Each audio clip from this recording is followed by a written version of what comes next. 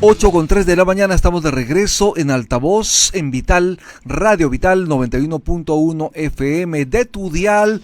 También estamos en Movistar Televisión, canal 33 y canal 733 HD.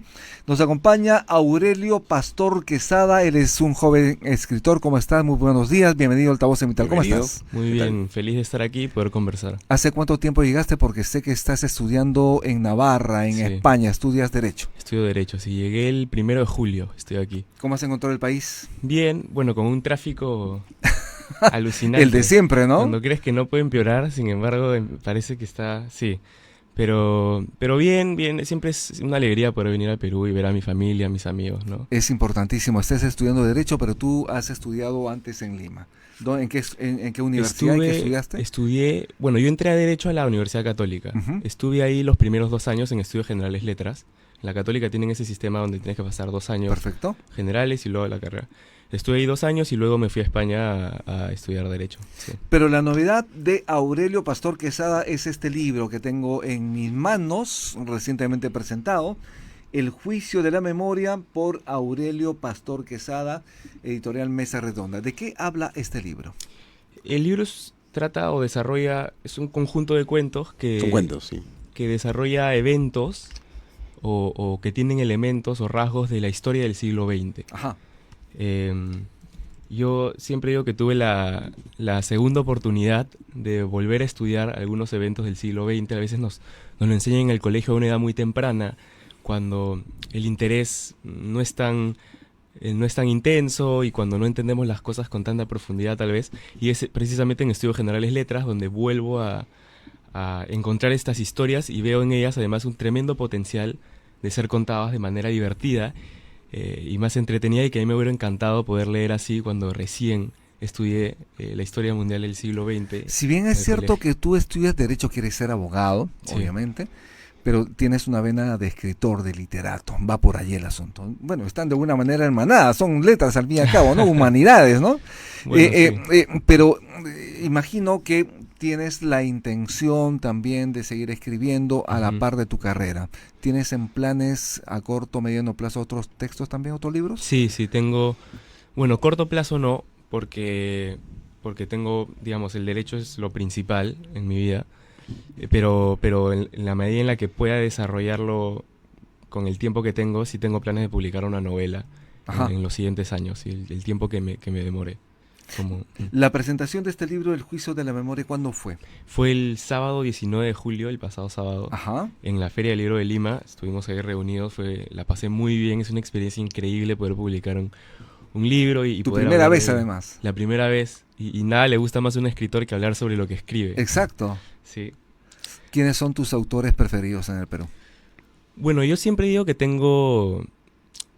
Mencionaste algo interesante, que es que yo tengo un poco la vena de escribir, de literatura, pero yo diría que en general siempre he sido muy afín a las artes. El teatro en el colegio para mí fue una experiencia fabulosa. Fue descubrir un universo increíble, y de ahí luego el cine. Luego llevé un curso en Nueva York de cine, y luego recién es que me animo a escribir este cuento. Entonces, un poco mi influencia es a partir de las artes en general. En la literatura en específico, en tema de cuentos, hay un cuento que me marcó muchísimo, que es Una noche boca arriba, de Cortázar. Uh-huh. Y en novelas, son varias, pero una novela que me enseñó bastante, tal vez por el momento en el que la leí, es La tía Julia y el escribidor. Ajá. Ahí un poco descubrí que los escritores no solo describimos realidades, sino que somos arquitectos de la narrativa. Y que todos esos elementos que uno ve en el teatro, en el cine, con efectos visuales que se crean cinematográficamente, también se pueden llevar a la literatura a través de la palabra. Entonces, un poco la literatura, pero también otras artes me influyeron mucho en cómo escribir, en los recursos narrativos que se usan y en la visión que uno le transmite al lector a la hora de escribir. Es importante tu obra, estás empezando con buen pie, te auguro muchos éxitos, Aurelio Pastor. Vargas Llosa obviamente dejó mucha huella en el país. Sí. Tú has mencionado uno de sus libros, ¿no? La tía Julia y el escribidor. Y esto es importantísimo saberlo porque además de él tenemos otros más en el país. Pero ¿qué tanto te marcó la obra de Vargas Llosa para tu, digamos, tu entusiasmo literario? Muchísimo, muchísimo. Siempre es un referente. Tener un país donde tiene un escritor tan reconocido mundialmente, Premio Nobel, ¿no? es premio Nobel, te permite atreverte un poco más. Te permite decir que hay elementos. Yo escribo sobre historia universal, ¿no? Vargas Llosa escribe sobre autoficción, las cosas que vivió. En cuanto a temática, no va tanto, sino en cuanto a lo que dije un poco, la idea de toda la ingeniería narrativa que él tiene, que él maneja muchísimo eso. No usa o no la usa siempre la narrativa lineal, sino que salta mucho en el tiempo, salta entre el narrador omnisciente, el narrador en primera persona, y sí, te da fuerzas para tomar ese tipo de riesgos, te inspira, ¿no? Uno siempre tiene referentes en la mente, y es increíble poder tener una persona de la misma nacionalidad. Y solo para fumadores, por ejemplo, uno de los libros íconos, ¿no? de Ribeiro, ¿no? Sí. Julio Ramón Ribeiro, también. importantísimo también. Pero ¿qué otros autores más han sellado, en todo caso, han impreso en ti esa vena literaria? En cuanto a novelas, yo siempre resalto la primera novela que a mí me cambió la vida. No tanto desde una perspectiva del escritor, pero que me dejó en un shock que hasta ahora lo tengo, que es El amor en los tiempos del cólera. Ajá. De García Márquez, otro Claro. latinoamericano. Aparte de esa, me gustaron mucho las novelas que nacieron con un contexto de censura, que lindan un poco con lo controversial, que incomodan al lector, como puede ser Lolita de Nabokov, o incluso El motel del Voyeur, que es de un periodista americano, Guy Talís, que se llama. O otro escritor contemporáneo puede ser Roberto Bolaño en Los detectives salvajes, que también es una novela. Hermosa novela. Sí. Bailey. Bailey también es un escritor distinto, apela mucho más al entretenimiento, al lector general. En Los últimos días de la prensa me parece tal vez su mejor novela. Sí, de todas maneras. Juega muy bien con la comedia, ¿no? Pecho Frío. Los genios también me gustó bastante. Sí, es un referente, él vende muchísimo además de libros. Ya quisiera uno vender como Bailey.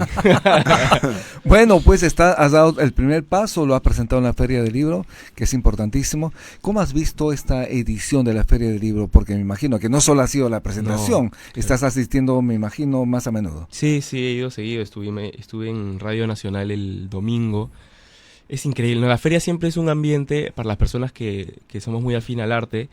Es un espacio, por un lado, desde la perspectiva del lector, de poder recorrer todo un ambiente lleno de libros, de publicaciones nuevas. Claro.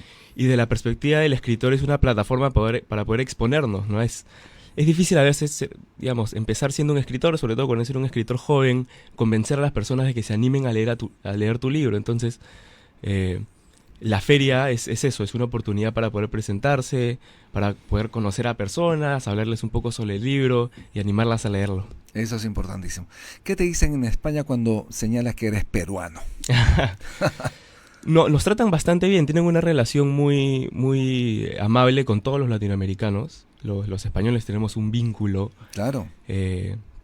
histórico y yo tengo muchísimos amigos, mi enamorada es de España además. Así que sí, nos llevamos bastante bien, tenemos una cultura muy parecida. Muchos de los elementos que a veces, o frases que tenemos aquí, encontramos su origen en España.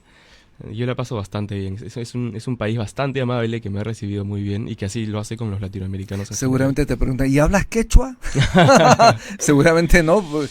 Sí, bueno, siempre tienen algunos, como todos los países, sobre otros, ¿no? O sobre otras culturas o sobre otros continentes, algunas ideas estereotipadas un poco. Exacto. Sí, el quechua, pero también algunos elementos positivos, que se come muy bien. Exacto, la gastronomía, ¿no? La gastronomía, el referente de Machu Picchu, por ejemplo. Sí, siempre son muy curiosos, pero siempre hay esa idea un poco de que somos un país que camina un poco más lento, que las instituciones o el desarrollo del país va un poco más lento. Sí. Sobre eso vamos a hablar luego de la pausa. ¿Qué te parece? Estamos con Aurelio Pastor Quesada, escritor peruano, joven escritor peruano. Ya volvemos, estamos en Altavoz en Vital.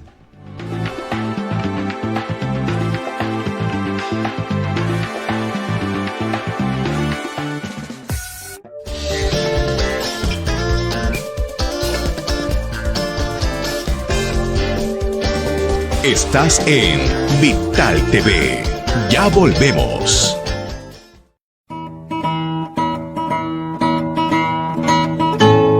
Que el espíritu patriótico nos motive a construir un Perú mejor. Felices fiestas patrias te desea Vital FM.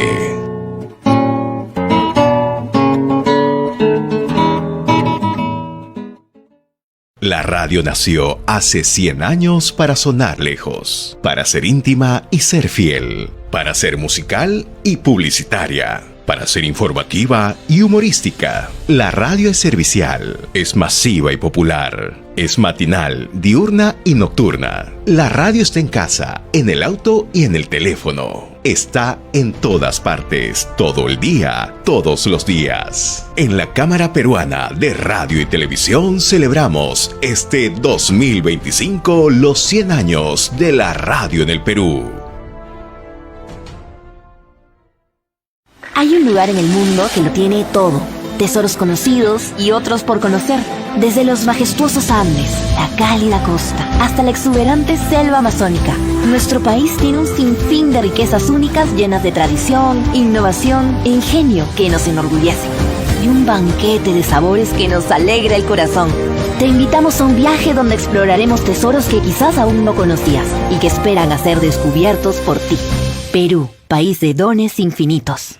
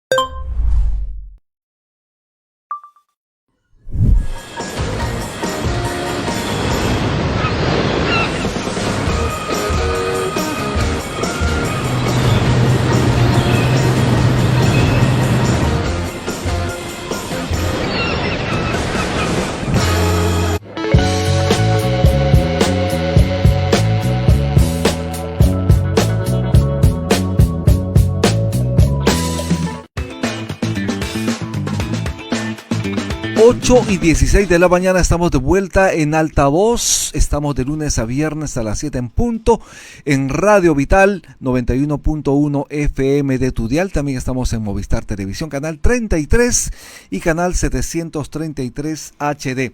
Estamos conversando con Aurelio Pastor Quesada, joven escritor, quien acaba de presentar El Juicio de la Memoria. Es un libro de cuentos. Tienes otros cuentos aquí.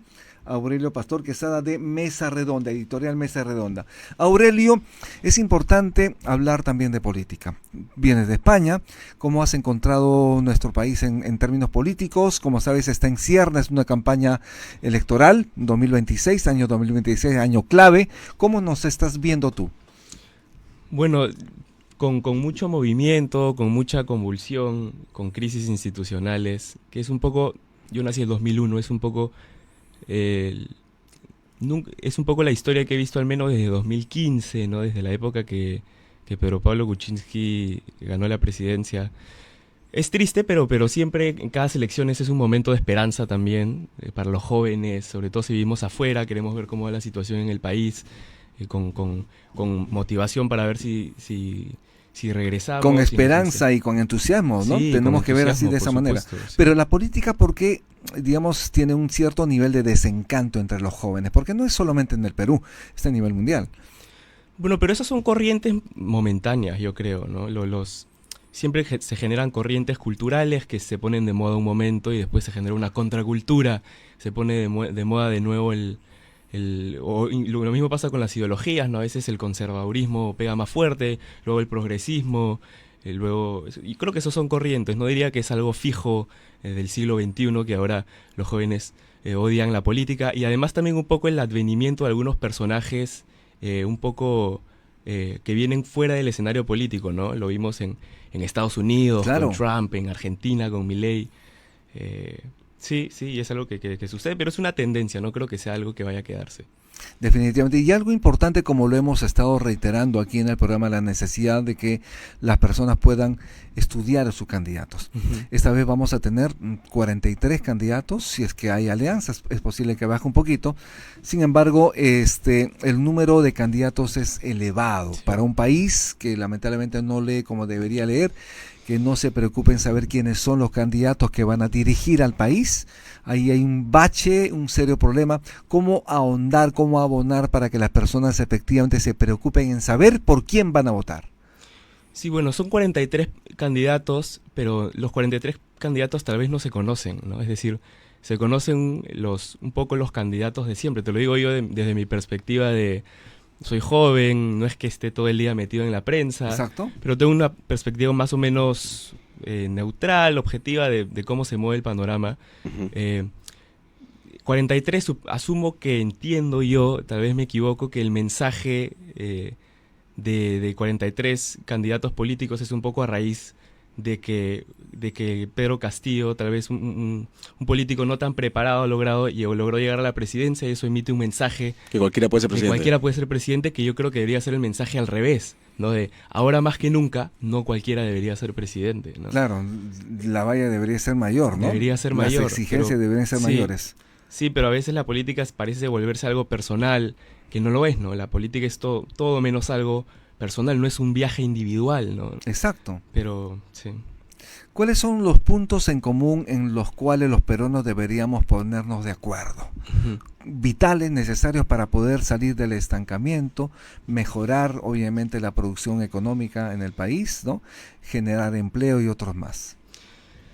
Yo no creo que los peruanos tengan contradicciones en lo que se tengan que poner de acuerdo. Yo creo que lo que se tienen que poner de acuerdo es quiénes deberían manejar el país. Es decir, no veo una guerra de ideologías, de lo que parece es una guerra de egos, más que nada. Así un poco lo ¿Tú veo ves una guerra de egos? Yo creo que sí, definitivamente. No veo que no veo demasiado que haya una guerra. Desde el final de la Guerra Fría ya no es una discusión tanto de debería aplicar la libertad de mercado. Es decir, de ideologías, claro. ¿no? Es decir, y cuando la discusión no es de ideologías, se reduce a personajes, se reduce a partidos, que acá no hay muchos, entonces tiene que ser un tema de personajes y de yo quiero hacerlo y tú no quieres hacerlo, o elementos que van más allá del tema ideológico, de ideas, de qué debería haber, qué no debería haber, ¿no? Es decir, nadie va a decir, no deberíamos eliminar la pobreza o deberíamos disminuir la educación, ¿no? Las ideas son las mismas, es un poco de que cada uno quiere ser protagonista de la salvación. Entonces es muy difícil pelear contra eso porque parece ser un elemento cultural y sí, es complicado. Complicadísimo. Bueno, hay temas y obviamente situaciones claves, ¿no? La inseguridad ciudadana, como sabes perfectamente, claro, ¿no? El tema de la salud, la educación, sí, agricultura y otros más que deberían de alguna manera hacerles poner la verdad en remojo a los candidatos para precisamente buscar soluciones en estos ámbitos. Los jóvenes, ¿qué esperan? ¿Qué esperan los jóvenes de un nuevo presidente o presidenta? No lo sabemos. Bueno, los jóvenes en general no lo sé. Lo que yo espero es un presidente con energía, con muchas ganas, con rapidez, y sobre todo en Perú es un país difícil, ¿no? Porque asumir ser presidente es también asumir la posibilidad de luego tener que ir a la cárcel. Es decir, un gran problema, ¿no? Porque imagínate cómo están los exmandatarios, ¿no? Sí, o procesados o están en la cárcel. Entonces, el presidente no tiene que tener miedo de eso, ¿no? Es decir, la guerra política, el contexto frustrado y lleno de odios, como te digo, genera eso. Entonces la persona que quiera ser presidente tiene que ser consciente de eso y Porque es muy fácil asumir un cargo público y evitar esos problemas a través de la no actuación. Es decir, no voy a hacer obras, no voy a implementar planes, porque así me quedo tranquilo y nadie me molesta. Lo que queremos de un presidente es lo contrario, ¿no? Es proactivo, actuar y que asuma los riesgos que supone la cultura, el contexto y su país, que es investigaciones, presión mediática, odios y no reconocimiento de las cosas positivas que se hacen. Efectivamente. ¿Qué es lo que es? Un punto clave, digamos, en todo esto tiene que ver con la ética, ¿no? Con los valores, ¿no? Con los principios. Y eso es fundamental para los posibles candidatos a la presidencia. Lamentablemente nuestros expresidentes han estado sumidos en procesos de corrupción, algunos ya están purgando pena, otros están en pleno proceso. Sin embargo, es recurrente en el país. ¿Qué hacer desde tu punto de vista para, de alguna manera, revertir esta situación y los jóvenes, los niños puedan tener una visión diferente al respecto? Fortalecer los partidos políticos es una buena idea, ¿no? Es sentar bases, partidos políticos asociados a ideas. Tenía una conversación con un amigo que le encanta la política en España y a él le parecía increíble que en Perú votemos por candidatos, por personajes, ¿no? Evidentemente el sistema en Europa es parlamentarismo, no es presidencialista como en América Latina, la mayoría de los países de América Latina. Porque allá votan por partidos, por ideologías. Aquí votamos por personajes. Por caudillos.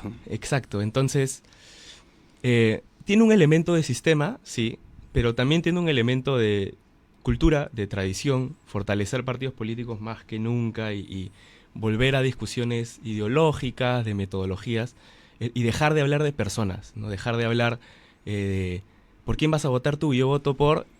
y empezar a usar partidos, o empezar a usar ideologías, tal vez incluso, ¿no? Lo hace una discusión más genuina, menos personal y más política, realmente, sí. ¿A qué políticos en el Perú admiras? Es una pregunta difícil. ¿De los históricos, por ejemplo? Bueno, de los históricos, mi familia es del partido aprista. Yo le tengo mucho cariño a ese partido. Yo no milito en ningún partido, ¿no? El mío es el derecho y la literatura. Pero Aya de la Torre es un referente, como siempre. Luego, a lo largo de la historia, no lo sé. Es una pregunta difícil, ¿no?